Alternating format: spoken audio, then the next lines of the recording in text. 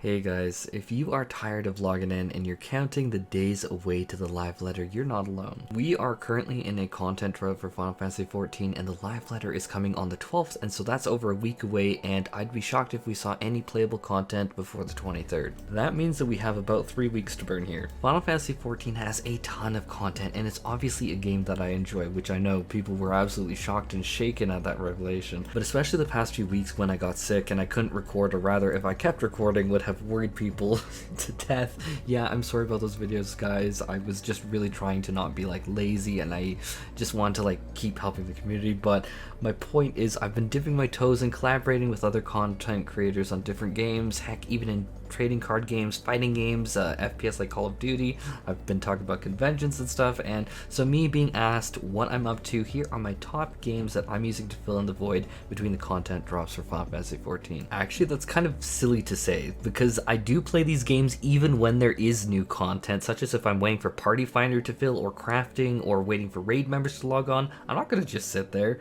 Honestly, I haven't just played Final Fantasy XIV, I've always kind of branched out. So I just had to correct myself, because I'm just like, do you only play this during a content drought? And I'm like, no. Here's what I've been playing. First up is the game with the best asses, which is WARFRAME, and I struggle to describe just how much I truly enjoy this game. I've been playing for significantly, disgustingly far too long. One huge appeal about it is once you have your mods, once you have your frames, once you have your fashion frames for like your equivalent of glamour, that's what makes it look really cool. You can essentially take a break from this game when you want and come back and you are not suddenly irrelevant. That honestly feels great to me. I love this system. It makes it so easy to take a break, come back whenever. It just feels good. That's one of the reasons that I keep coming back over the years. Sure, yeah, Ribbon mods will change. Sure, a new set of items will release, and now your melee is only the 4th best instead of the #1 best, but largely it's plug and play. Obviously, I play for a lot more reasons than that, like the booty content, obviously. I'm joking. The mechanics are actually amazing, but you know, it is on point. That's not even mentioning the builds are huge in this game. Like, I enjoy playing around with the builds a lot, and then there are very meaningful builds in this build. Oh my god. But you can have and really customize things. Like, I'm a strong fan of Panzer as a pet, because I can just slap on Panzer Devolution on it, and then it can revive, which is a choice that I make because reviving pets in higher content sucks, always has sucked, and this is a solution to it, and so you do have meaningful builds and choices. Not to mention, you can lean more into like melee gameplay, you can lean into being tankier, you can lean into your buffs lasting longer, or stronger buffs, or larger area. It's all very meaningful, which is like the complete polar opposite of 14, where you don't really have build variety, or World of Warcraft, where you are given the illusion of build variety. Is that shady as fuck to say? Probably, but you guys know it's true. If you try Warframe and look at the builds, you're gonna be like, oh wait, these are meaningful build differences, and like, yeah, that's what I'm trying to get at. I just love that aspect of it so much. Now, before I talk about my mains, let's first appreciate some Warframes, and in this area, I think Final Fantasy XIV could really improve in their assets. I'm so stupid.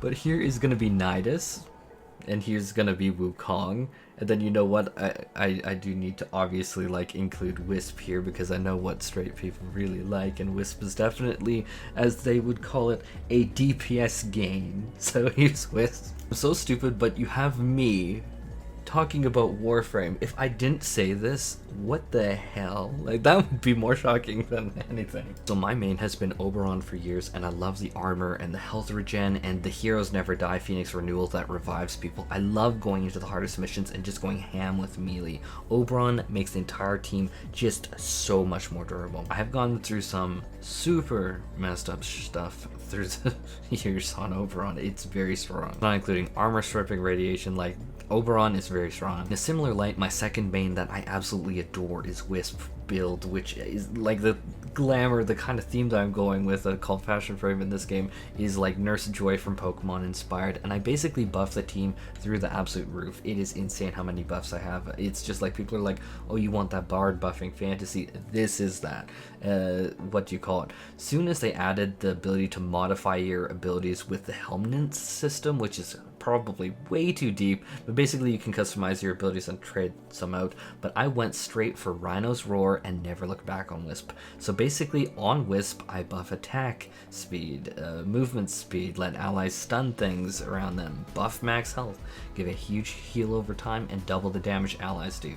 Yeah, it's absolutely lit. And obviously those buffs all impact me too, and so I'm doing a lot on it too. Wisp is just, I love it. I love it so much. Another friend that I adore is Wukong, which is just freaking amazing in all ways. Like, if you don't love Wukong, you are doing it wrong. You are literally getting a clone of yourself with your weapon and everything that is just cool and feeds into my narcissism and actually adds a stupid amount of power to everything you do. Super durable, super incredibly durable actually. It moves super fast, and funny enough, that makes it fantastic spy missions. But yeah, Warframe 100% loved it for such a long time now. Second on the list is Baldur's Gate 3. The past month, this game has been an absolute lifesaver because while it is not fully released, especially when I was like sick and not able to make content, I have fully enjoyed diving into the classical RPG elements. See, I've never been able to join a D&D campaign in my entire life. There's just been like so many different reasons why not, but it unfortunately is something I missed through my life. So being able to dive into the mechanics of D&D,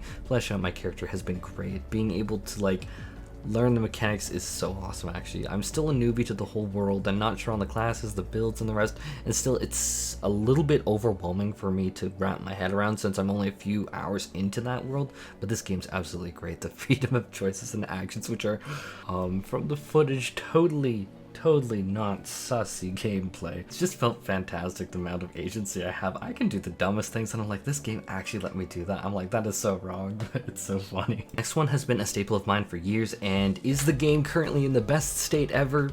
Absolutely. Hell no, absolutely not. I would be lying if I didn't say it is kind of a guilty pleasure of mine, and it is Overwatch. I adore this because I used to be a huge FPS player. I lived, breathed, and existed for Call of Duty during junior high and high school, and during my first few years at university. Questionable use of my time, but I digress. But I played so much of it that I now absolutely kind of despise Call of Duty in the franchise, but I need my FPS kick. That's something that I haven't been able to like get rid of over the years, and so between Overwatch and Warframe, I really get it that way. But I also completely enjoy the verticality and messing with the Z axis, going up and down and flying. This has unironically made Mercy a joy to play, and I mained her for a long time just because I'm not used to getting that Z axis play, and so it just feels really good. Super jumping feels amazing. People are gonna be like, LOL, Mercy main. Whatever, dude, I don't care. Give me like verticality in 14, that would be fun. But then how its mechanics work? I'm just flying over the mechanics. Yeah, it wouldn't work. It makes me sad, but I get it at least here. And lastly is what I'm usually found playing when I'm waiting around for Party Finder to fill. It's usually YouTube and Hearthstone. Low commitment. I enjoy this game because it's easy to pick up, low commitment, easy to go into match, blast away time. Just keep my brain occupied, and as an anxious person, it really helps to have something going in the background. I don't like idle things. I like doing stuff, and so it has a new expansion. Honestly, it's been fun to play during the evenings when I'm in queue to pop off or crafting. It's super low commitment, and so that's a huge perk to me. Anyhow, I was asked about what I play, and these are going to be the 4 big ones. Of course, there are a lot more, and even more that I want to get to try and play, but these are my current main ones I've been looking at for this month. But shoot, this is where I remember I needed to ask everyone to slam an awesome thick booty Warframe on that like button, and cat daddy that subscribe button. Take care everyone, and I really hope you have an awesome day.